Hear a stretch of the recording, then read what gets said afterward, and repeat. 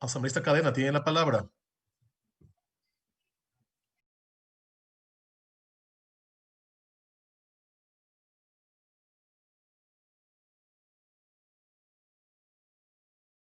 Disculpa, te quiero una palabra en este momento.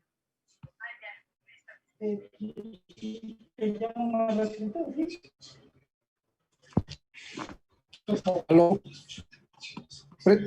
Presidente. Asambleísta, le escuchamos. Buenas noches. Sí, buenas noches.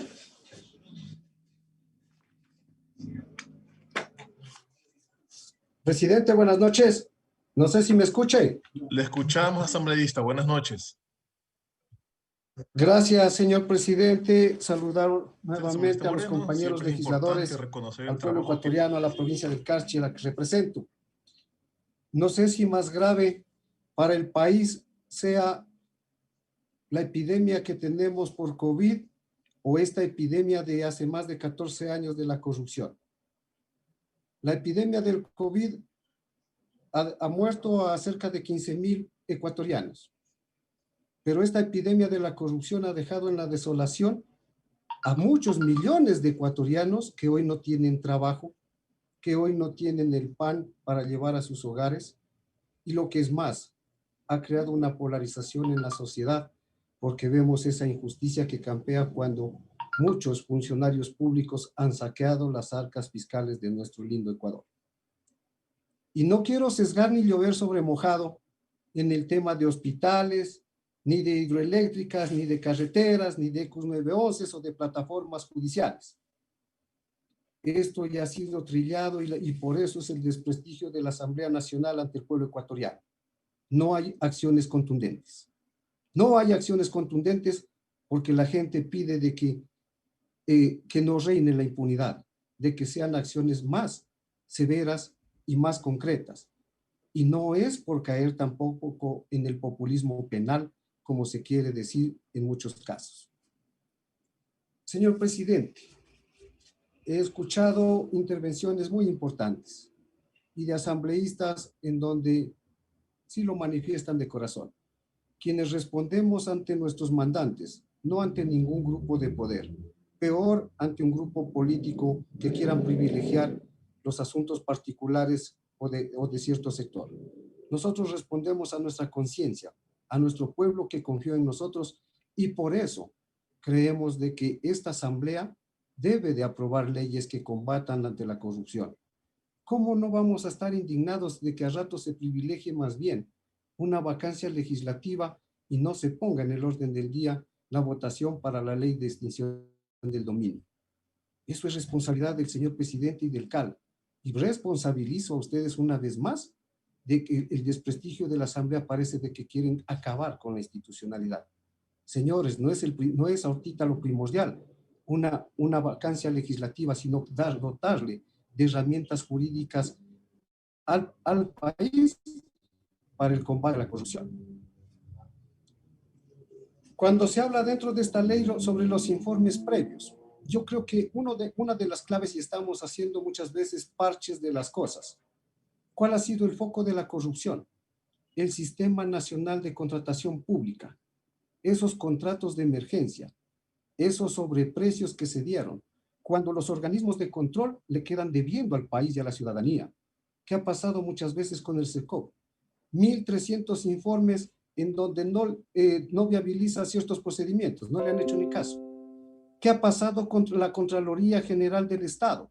La Contraloría General del Estado se ha vuelto en un foco de corrupción, no solo del anterior Contralor. Más grave va a ser cuando se destape la olla de la actual institucionalidad de la Contraloría.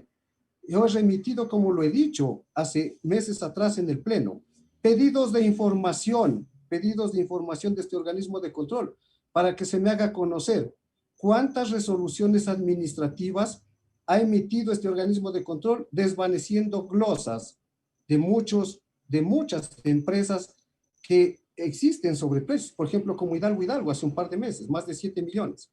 Cuando este organismo de control, ¿cuántos juicios ha perdido porque no ha podido, le han establecido la caducidad de la acción y en las Cortes Nacionales o en las Cortes del Ecuador se ha declarado la caducidad de la Contraloría por la negligencia, entre comillas, porque ha habido tanto auditor que ha salido de la pobreza para poder sopacar estas acciones. Hoy se está poniendo de que para la contratación pública debe de haber los informes previos. Todos vamos a estar de acuerdo porque eso siempre hubo y fue el gobierno de la Revolución Ciudadana la que eliminó este procedimiento y ya sabemos cuáles son los resultados y cómo ha sido el desarrollo de la administración pública. Se decía de que aquí hay que evitar de que los dineros públicos sean mal utilizados. Plenamente de acuerdo. Pero lastimosamente hoy vemos que los nuevos ricos y que lastimosamente también con esta ley no se topa a esa gente que saqueó el país. No se topa las acciones que pide el pueblo ecuatoriano de que se devuelvan los dineros del Estado. Se va a controlar algunas cosas. No hay mal que por bien no venga. Los requisitos de procedibilidad que se está estableciendo, que más adelante lo voy a hablar en ese sentido. Pero, señor presidente y compañeros legisladores, esta debe de ser una muestra más, como cuando lo hablaba y lo decía muy concretamente la asambleísta Guiñar. No engañemos más al pueblo y no dotemos de una ley que sea letra muerta o que no venga a dar los resultados concretos en ese sentido. Así estamos haciendo como Asamblea Nacional, aprobando leyes que no se cumplen o que quedan como letra muerta, y por eso es que la gente no cree ni en la función ni en la institucionalidad, ni en la ley, porque hay operadores de justicia maniatados o con ciertos compromisos que no hacen cumplir como verdaderamente necesita nuestro pueblo. Aprobamos hace días atrás una ley de movilidad humana, engañosa como yo lo advertí, porque mientras tengamos una constitución que sopaque la ciudadanía universal, ninguna persona va a ser deportada. Eso lo conoce hasta un joven de primer año de derecho. Y que se venga a decir de que se abre el camino a las deportaciones, eso es mentira. Y lo mismo pasa también con esta ley, que me permito hacer ciertas observaciones, como incluso al presidente Serrano de la comisión. Yo creo que no podemos darnos el lujo. Estamos viendo de que las argucias jurídicas de muchos abogados, la sana crítica de muchos jueces son mal orientadas. Es para orientar y privilegiar bajo ciertos intereses oscuros. Y estos intereses oscuros opacados muchas veces como el factor de la corrupción. Cuando existen funcionarios públicos en donde parece que no ha pasado nada, que han dilapidado miles y millones de dólares. Y lo digo esto, por ejemplo, cuando en el artículo 21 dice los informes de supervisión con indicios de responsabilidad penal que efectúan los órganos de control, ya sean estos previos, concurrentes, posteriores, deberán ser remitidos directamente e inmediatamente a la Fiscalía General del Estado. Está dando esa atribución que, como lo decían también los compañeros, está ya en la ley de la Contraloría, que en todo caso no hace daño que esté en este articulado. Pero sí me llama mucho la atención porque todo lo que está haciéndose en esta ley puede ser borrada con un soplón. Puede ser borrada. No se puede establecer, mire lo que dice el artículo 581.1. Se ha dado, ya se ha topado. Muchos legisladores han advertido de esto, pero yo sí le pido a la comisión, al ponente de este proyecto, que se elimine por sanidad de la institución de la Asamblea Nacional. Cuando nosotros hablamos del informe de la Contraloría General del Estado, que primero el título está mal del artículo, pero que en todo caso, más allá del título, en el inciso 3 dice: en estos casos, el informe de pertinencia y favorabilidad elaborado por la Contraloría General del Estado, previo a todos los procesos de contratación pública, constituirá un elemento sustancial para el desarrollo de la investigación a que hubiere lugar.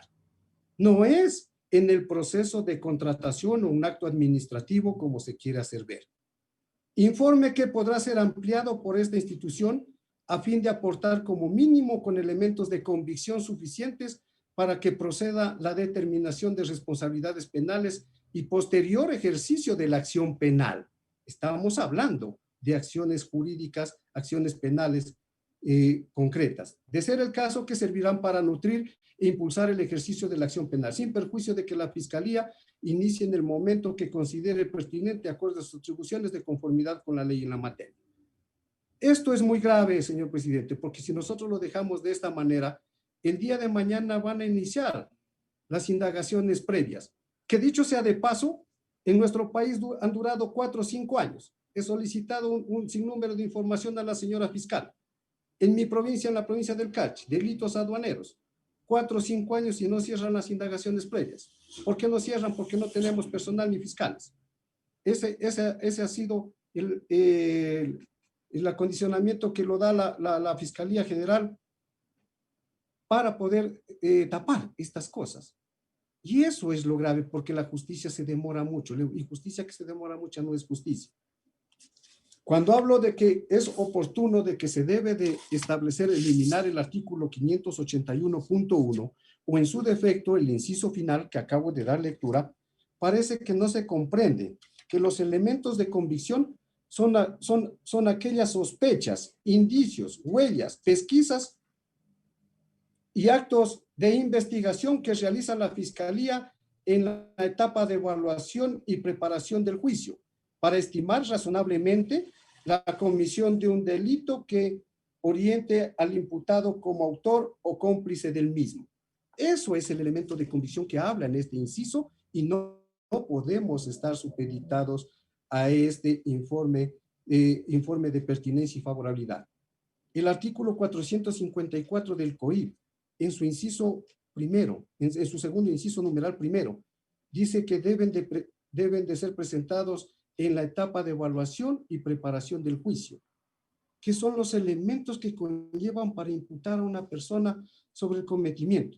Muy claramente se ha dicho aquí, ya la Corte Constitucional dijo de que declaró la inconstitucionalidad para los juicios de peculado en ese sentido de que los informes de plausibilidad. ¿Cuánta impunidad se ha dado por establecer esas cosas? Y yo creo que lo que más bien le hace al país es una transparencia en las acciones.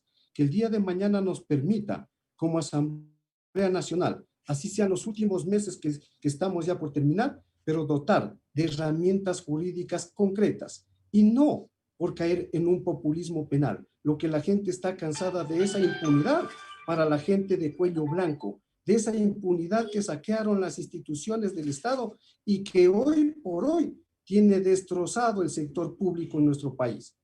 Ya hemos hablado, pues aquí, cuántos se llevaron, cuántos millones en las refinerías. Hoy se habla que se necesita 2.000 millones de dólares por parte del FMI aprobar esta ley para que se haga el desembolso. 10, 20 veces más nos han saqueado el país que de esa cantidad de dinero. El pretexto, también el feriado bancario que lo rechazamos porque hundió a mucha gente y se robaron la plata de los ecuatorianos. Nosotros no hemos venido a defender a nadie aquí, hemos venido a defender a nuestro pueblo y decirle a la institucionalidad como asambleístas de que debemos propender al desarrollo y que nuestra justicia sea una verdadera justicia, pero bajo elementos y leyes que no den ámbitos para la interpretación errónea de ninguna naturaleza. Por eso yo quisiera de que el proponente de este proyecto elimine, como han solicitado muchos legisladores, el artículo 581, que ya está sobreentendido en otros cuerpos legales como la ley de la Contraloría General del Estado y el artículo 23 que acabo de dar lectura.